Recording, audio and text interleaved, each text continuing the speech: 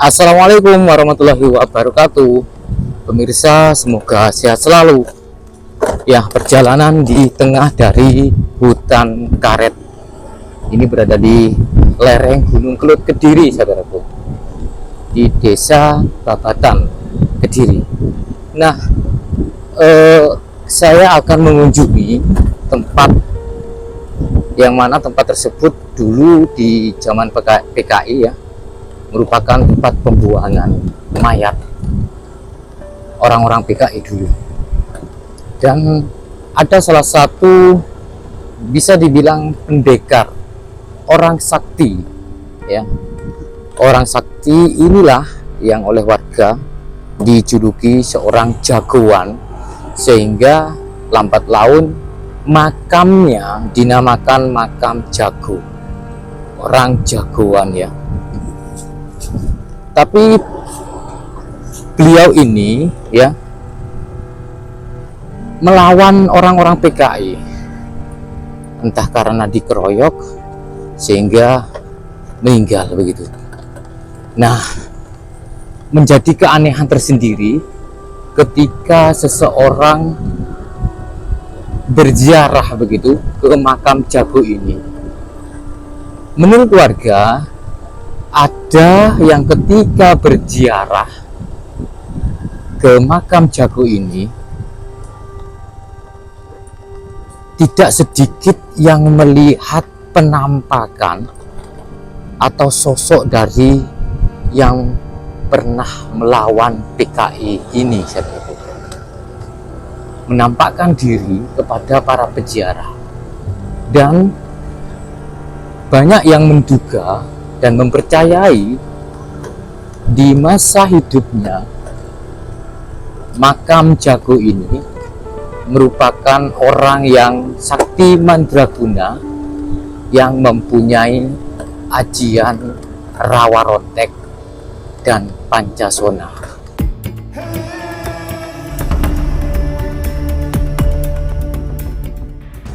Ini adalah jalur menuju ke makam jago ya, yang berada di Kediri, di kaki Gunung Kelut, teman-teman. Saya hanya mengikuti map saja, ini masih belum pernah ke sini ya. Dan di kisaran jam 2 siang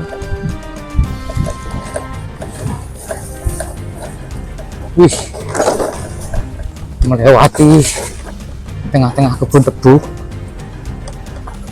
dan motor kalau kesini tuh jangan cepat-cepat karena rawan tergelincir ya. Ini disebabkan oleh tanahnya yang berpasir, bekas dari erupsi Gunung Kelut beberapa tahun kemarin.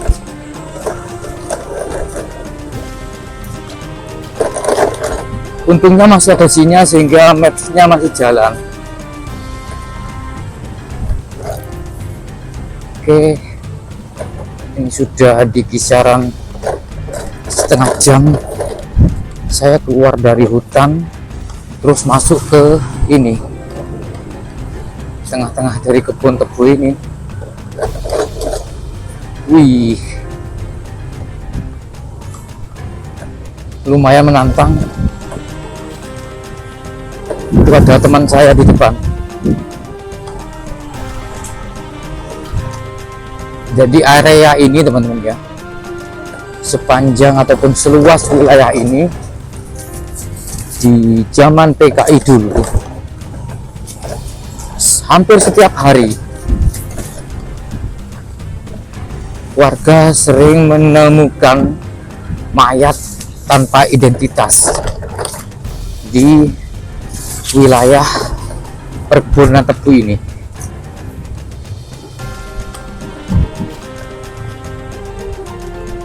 Jadi Kediri, Blitar, Madiun, Nganjuk ya, itu memang terkenal banyak lokasi-lokasi tempat pembantaian. Oke, dan sepertinya ini masih jauh.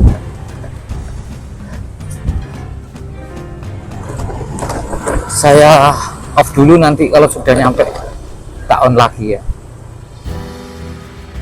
Alhamdulillah teman-teman, setelah sekisaran setengah jam ya keluar hutan, masuk hutan, terus mengikuti jalur di tengah-tengah dari kebun tebu ini, kita sampai juga di makam yang menurut warga makam ini merupakan makam dari seorang yang sakti mandraguna di zaman PKI, memberantas orang-orang PKI dengan keilmuannya begitu, yang dimana ada semacam kesaktian yang menonjol begitu ya teman-teman, bisa memberantas orang-orang PKI di zaman itu yang dianya hanya sendirian.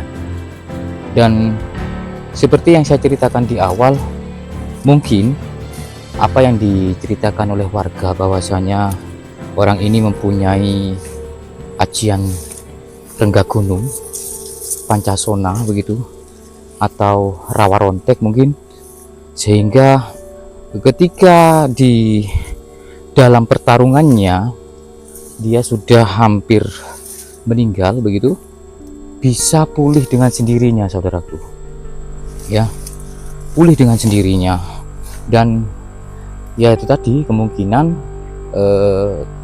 orang tadi untuk kelemahannya itu sudah diketahui oleh musuhnya begitu ya, sehingga dia meninggal juga dan dimakamkan di tengah-tengah dari kebun tebu ini teman-teman. Bayangkan ya, kemungkinan di zaman itu ini kondisinya tidak seperti ini ya, kemungkinan banyak pohon-pohon besar seperti ini teman-teman, pohon-pohon besar ya. Dan disinilah makam jago ya, dinamakan makam jago karena beliau yang dimakamkan di sini adalah seorang pendekar begitu, pendekar sakti mandraguna. Jadi ada 7 pendekar yang dimakamkan di sini, dan ke-7 pendekar tersebut merupakan orang-orang yang melawan PKI ya saudaraku. Oke, nah seperti ini kondisinya, luar biasa. Dan ini mistisnya ya yang saya rasakan di sini, sangat kuat sekali ya untuk energinya begitu, sangat kuat. Dan memang ada 7 makam pendekar di sini, dan dengan bertambahnya zaman ada beberapa makam-makam baru begitu, seperti hanya di depan kita ini adalah makam baru. Mungkin ini makam anak-anak ya, karena melihat dari ukurannya yang hanya kisaran 1 meter begitu teman-teman. Dan di sini kita dapati makam yang bercungkup, tapi posisinya ini untuk nisannya ya, ini mengalami kerusakan yang sangat parah begitu. Nah di sini teman-teman, bahkan ada nisan yang hanya tinggal di bagian bawahnya saja. Apakah sengaja dirusak atau memang terbentur? Tapi posisinya ini ada atap ya, atau cungkup loh teman-teman. Nah ini ada cungkupnya, tapi nisannya sudah tidak ada. Bahkan di sini mengalami kerusakan yang sangat parah ya. Nah oke, dan kemungkinan ini baru. Terus kita dapati lagi di samping dari pohon besar. Nah ini pohonnya ya, kondisi di sekitar seperti ini saudaraku. Oke, disinilah kita dapati makam dengan nisan kuno teman-teman. Kalau melihat dari jirat maupun motif nisan ini ya, nah seperti ini teman-teman. Ini memang suatu ciri-ciri nisan kuno begitu di kisaran abad 18. Nah oke, dan inilah yang mungkin sebelum adanya para pendekar dimakamkan di sini sudah ada makam kuno begitu teman-teman. Oke, nah seperti ini makam kuno. Juga di situ, di pojok situ itu juga ada makam dengan nisan kuno di kisaran abad 18 juga begitu. Nah itu teman-teman, itu juga makam kuno. Dan apakah makam-makam yang lebih lama dari makam pendekar tadi merupakan kakek buyutnya mereka begitu ya, sehingga di sini kemungkinan juga merupakan makam dari keluarga para pendekar yang sakti mandraguna tadi, saudaraku. Terkenal dengan makam jago ya, terkenal dengan makam jago.